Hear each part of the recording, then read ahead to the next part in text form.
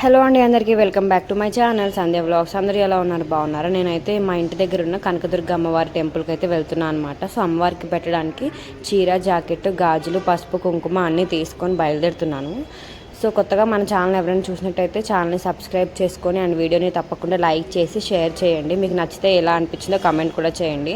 So గుడికి అయితే బయలుదేరిపోతున్నాం అనమాట. మీ అందరికీ తెలిసిందే, నేను బోనాల రోజు పెద్దమ్మ తల్లి అమ్మవారికి మొక్కు అయితే తీర్చుకున్నాను అనమాట. సో మా ఇంటి దగ్గర ఉన్న కనకదుర్గ అమ్మవారికి కూడా మొక్కుకున్నాను.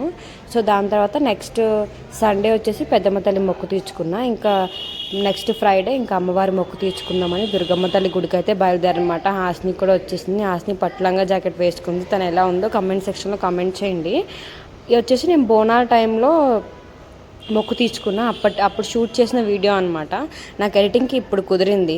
మొత్తం అంతా బోనాల హడావిడి, లైటింగ్స్ చూడండి ఎంత బాగా పెట్టారో. చాలా బాగా సెలబ్రేట్ చేస్తారు మేము ఉండే ఏరియాలో, అమ్మ వాళ్ళ ఇంటి దగ్గర.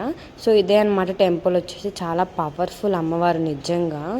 నేను వెళ్ళేసరికి చాలా లేట్ అయిపోయింది. కొంచెం ఎర్లీగా వెళ్దాం అనుకున్నాము ఒక 4 ఆ టైంకి. బట్ మేము వెళ్ళేసరికి 6 అయిపోయింది. ఇంకా అమ్మవారికి పసుపు, కుంకుమ, కొబ్బరికాయ, పువ్వులు అన్నీ తీసుకొని పట్టుకెళ్ళాను అనమాట. ఇంకా కొబ్బరికాయ వచ్చేసి కొట్టేసి అమ్మవారికి చీర ఇచ్చేసి దర్శనం చేసుకొని అయితే వచ్చేసాము. హాసిని అయితే ప్రదక్షిణ కూడా చేసింది.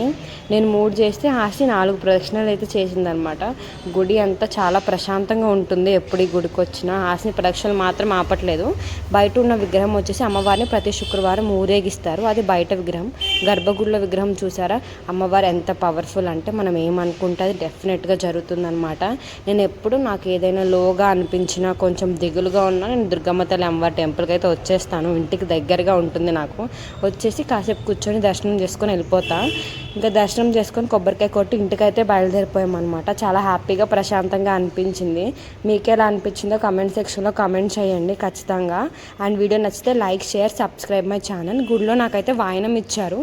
సో అది కూడా తీసుకొని ఇంటికి వచ్చేసాను. వాయనంలో ఇచ్చిన ఫ్లవర్ అయితే తల్లో పెట్టుకున్నాను అనమాట. ఇది అనమాట నేను మొక్కు తీర్చుకున్న వీడియో. ఎలా అనిపించిందో ఖచ్చితంగా చెప్పండి.